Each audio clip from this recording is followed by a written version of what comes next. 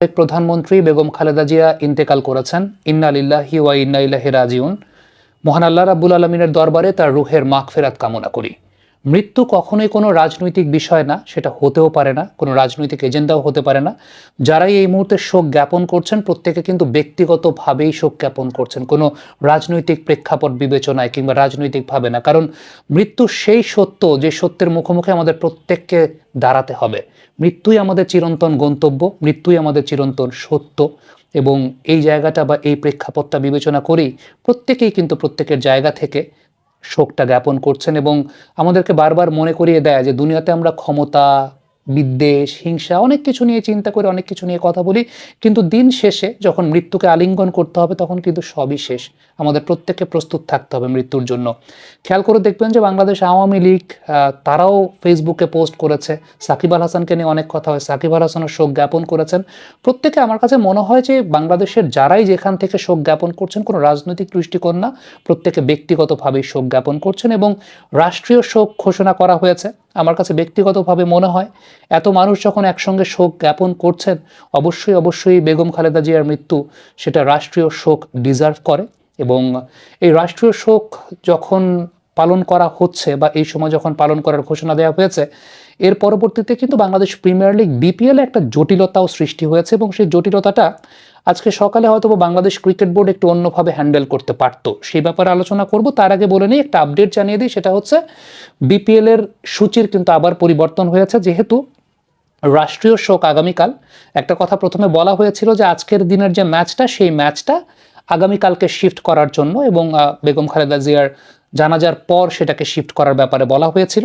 কিন্তু পরবর্তী সময় খুব সম্ভবত যতটুকু শুনতে পেরেছি যে সরকারি নির্দেশনা বা সরকারি যে পরামর্শে সেটাকে আগামীকালকে না, কারণ রাষ্ট্রীয় শোকের দিন সেটা তারা সমীচীন মনে করেননি, সেটাকে 4 তারিখ শিফট করা হয়েছে। আগামী 4 তারিখ শিফট করা হয়েছে। এখন পর্যন্ত এই ভিডিওটা যতক্ষণ করছি সেই পর্যন্ত যেমনটা জানতে পেরেছি 1-2 তারিখের খেলা হবে, নির্ধারিত সময়ই হবে, তবে 4 তারিখ সেটাকে শিফট করা হয়েছে। এবং 4 তারিখ শিফট করার পর চট্টগ্রাম পর্বটা, যেটা আসলে মূলত এরপরেই শুরু হওয়ার কথা ছিল, চট্টগ্রাম পর্বটাও পিছিয়ে যাবে বলেই মনে হচ্ছে। কারণ ব্রডকাস্টার যারা আছেন, ইকুইপমেন্টগুলো যে সেট করতে হয় সিলেট থেকে আবার চট্টগ্রামে গিয়ে ইমিডিয়েটলি কিন্তু তারা সেটাকে সেট আপও করতে পারবেন না। সুতরাং এন্টায়ার বিপিএল এর সূচি পরিবর্তন হবে বলেই আমার কাছে যেটা ব্যক্তিগতভাবে মনে হচ্ছে। এবার বাংলাদেশ ক্রিকেট বোর্ড যে বিষয়টা করতে পারতো, কারণ দর্শকরা কিন্তু অনেক ভোগান্তির শিকার হয়েছেন, দর্শকদের অনেক ভোগান্তি হয়েছে। আমরা সকাল 6টার দিকে আসলে অফিসিয়ালি এই খবরটা পাওয়া গেছে যে বেগম খালেদা জিয়া মারা গেছেন, ইন্তেকাল করেছেন। এবং এরপরে বাংলাদেশ ক্রিকেট বোর্ড কিন্তু অফিসিয়াল কোনো নির্দেশনা দেয় নাই দর্শকদের উদ্দেশ্যে, অফিসিয়াল কোনো ডিসিশন দেয় নাই। এটা আমার কাছে মনে হয়েছে একটা সাংগঠনিক অদূরদর্শিতার প্রমাণ পাওয়া গেছে এই জায়গাটাতে। কারণ খেলাটা যেহেতু 1টা-2টা এই সময়ের দিকে, মোটামুটি 11টা থেকে কিন্তু দর্শকরা মাঠে আসা শুরু করেন। বাংলাদেশ ক্রিকেট বোর্ড এটা জানিয়েছে বেলা 11টার সময়। এখন এই যে ব্যাপারটা সকাল 6টার সময়কার ঘটনা, আপনি যদি 8টা বা 9টার সময় এটাকে জানিয়ে দিতেন বা অফিসিয়ালি বাংলাদেশ ক্রিকেট বোর্ড জানিয়ে দিত প্রেস রিলিজের মাধ্যমে, তাহলেই কিন্তু যে দর্শকরা আসলে অনেক দূর থেকে, কারণ সুনামগঞ্জ, তাহিরপুর এ সমস্ত অঞ্চল থেকে অনেক দর্শকরা গেছেন সিলেটে খেলা দেখতে। ইভেন অনেক দর্শকরা আছেন যারা হয়তো বা পার্শ্ববর্তী অন্যান্য জেলা থেকে গেছেন খেলা দেখতে। সো তারা কিন্তু আগে থেকে জেনে যেতেন যে না, আজকে সেই ম্যাচটা হচ্ছে না, তো আজকে যেহেতু সেই ম্যাচটা হচ্ছে না, তো আলটিমেটলি আমরা আজকে আর মাঠে যাব না। এখন সত্যিকারের অর্থে প্রথমত একটা বিষয় যে রাষ্ট্রীয় শোকের সময়টাতে খেলা, এটা পৃথিবীর বিভিন্ন দেশেও আপনি যদি দেখেন যে এইরকম রাষ্ট্রীয় শোক, একটা তো রাষ্ট্রীয় ম্যাটার, রাষ্ট্রীয় শোক যদি হয় তখন ম্যাচ স্থগিত করার নজির আছে বা ম্যাচ স্থগিত হয়, কিংবা আমরা দেখেছি অতীত বিভিন্ন সময়। কিন্তু এটার জন্য এটাকে ম্যানেজ করার যে বিষয়টা, সেই ম্যানেজ করার জায়গাটা বাংলাদেশ ক্রিকেট বোর্ড করতে পারেনি। আজকের দিনের জন্য তারা ম্যানেজের জায়গাটা আসলেই করতে পারে নাই। পরবর্তী সময় সেটাকে আবার তারা আগামীকালকে শিফট করার সিদ্ধান্ত নিয়েছিল, কিন্তু যতদূর আমি এখন পর্যন্ত শুনতে পেরেছি সেটা হচ্ছে সরকারি একটা নির্দেশনাও দেওয়া হয়েছে বা সরকারি একটা পরামর্শও দেওয়া হয়েছে যে আগামীকালকে যেহেতু রাষ্ট্রীয় শোকের দিন করা বলা হয়েছে, সো রাষ্ট্রীয় শোকের দিন এই ম্যাচটাকে না করার জন্য বা বিপিএল এর ম্যাচ মাঠে না গড়ানোর জন্য। সো সেটাকে আলটিমেটলি বাংলাদেশ ক্রিকেট বোর্ড এখন 4 তারিখে শিফট করার সিদ্ধান্ত নিয়েছে।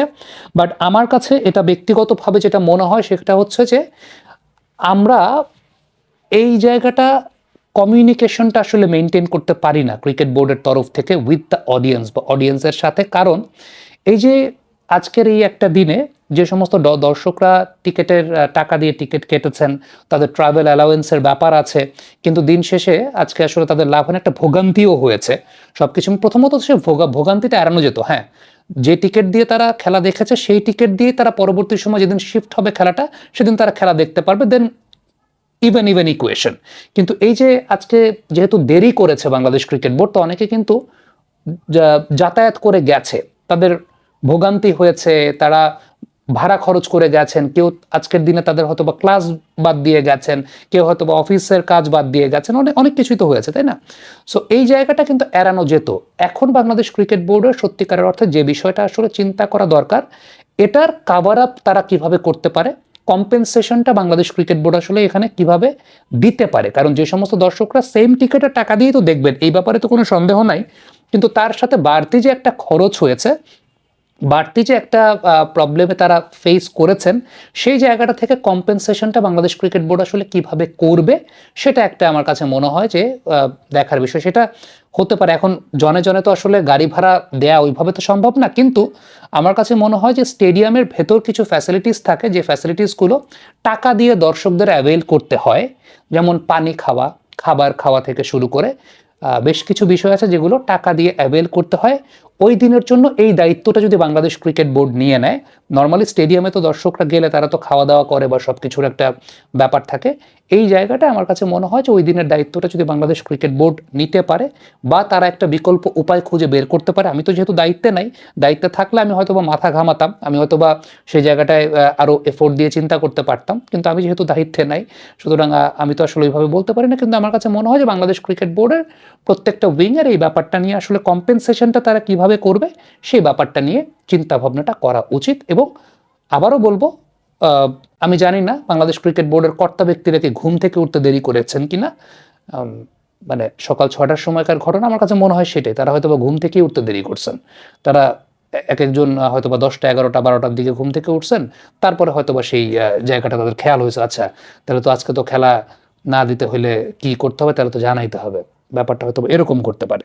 সো এই জায়গাটা আমার কাছে মনে হয় যে প্রফেশনালিজমের, পেশাদারিত্বের একটা অভাব লক্ষ্য করা গেছে।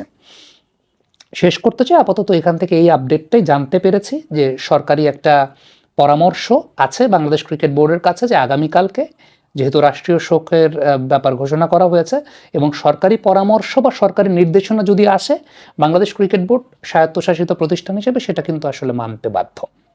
কমেন্ট বক্সে দর্শক আপনাদের মন্তব্য মতামত জানতে চাই।